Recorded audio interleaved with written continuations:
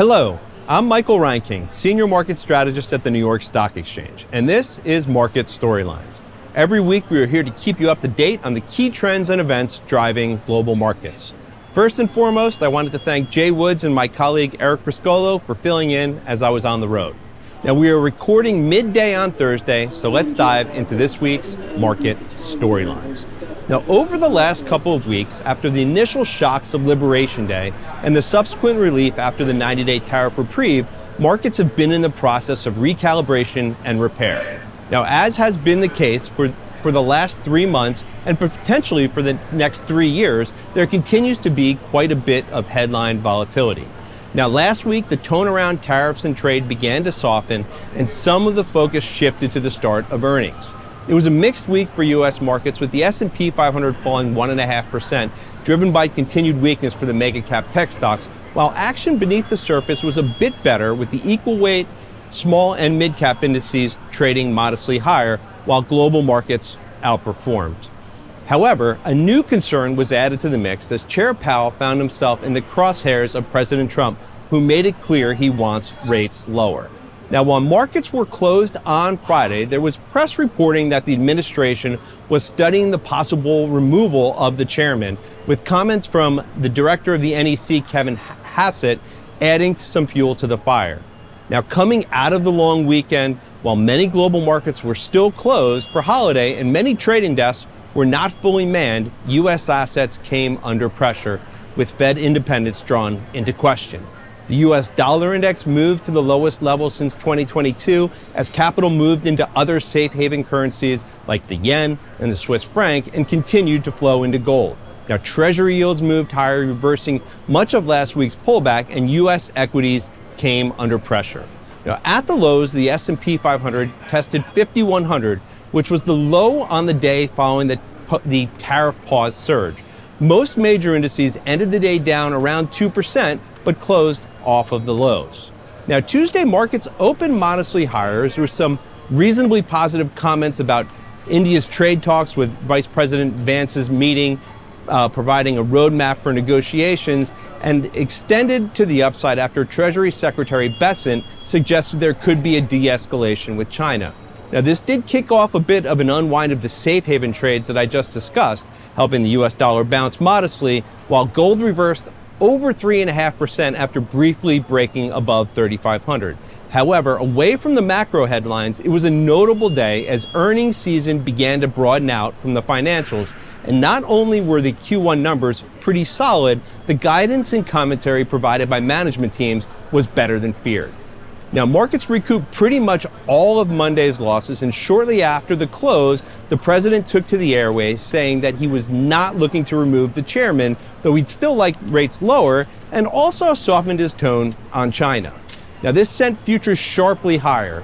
Now, yesterday there was another round of pretty solid earnings reports. The global flash PMIs overnight didn't show weakness, particularly in the manufacturing that you'd expect given the current environment. Now, the U.S. manufacturing PMIs were also slightly better than expected, though services fell while the prices components continued to move higher, which did cause the Treasury bid to fade. Now, equities extended after the open, following a Wall Street Journal report suggesting the administration could dial back China tariffs.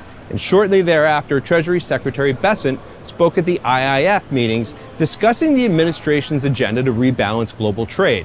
Now, China was highlighted throughout that speech, with the Treasury Secretary saying their economic model needs to change away from export overcapacity to support domestic demand.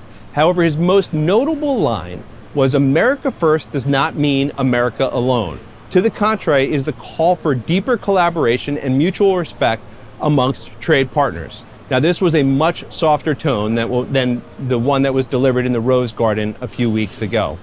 Now, equities retested the high after the tariff reprieve between 5,450 and 5,500, and just below the level we broke down from following Liberation Day. We did fade a bit in the back half of the day as Bessent spoke with the press, saying that the administration would not unilaterally lower China tariffs, and that a full trade deal and rebalancing could take 2 to 3 years.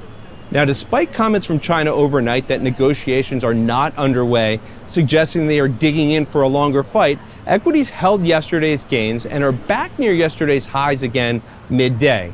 Now, there's been another round of better than feared earnings, particularly within tech. This morning's claims data still isn't showing any signs of deterioration within labor markets, and another round of trade negotiations is happening with Japan.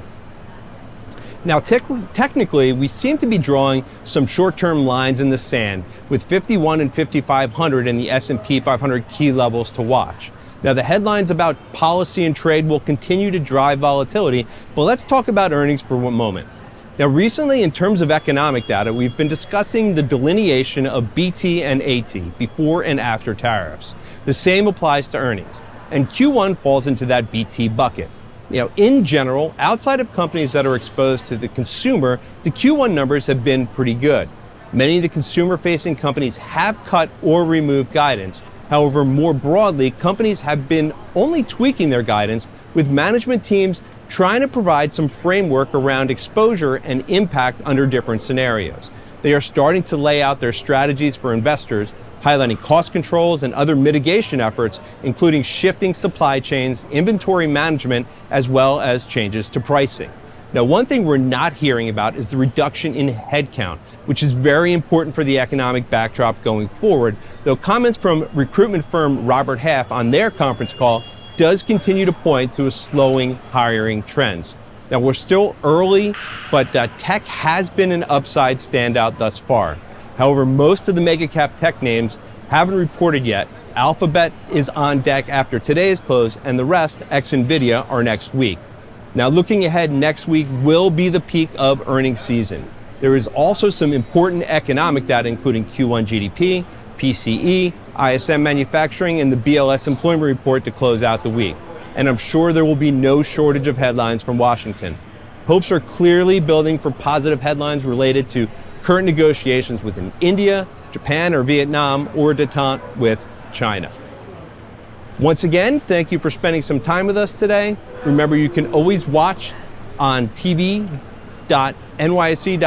or our YouTube channel, or listen on the Inside the Ice House podcast feed. I'm Michael Reinking. I'll talk to you again next week.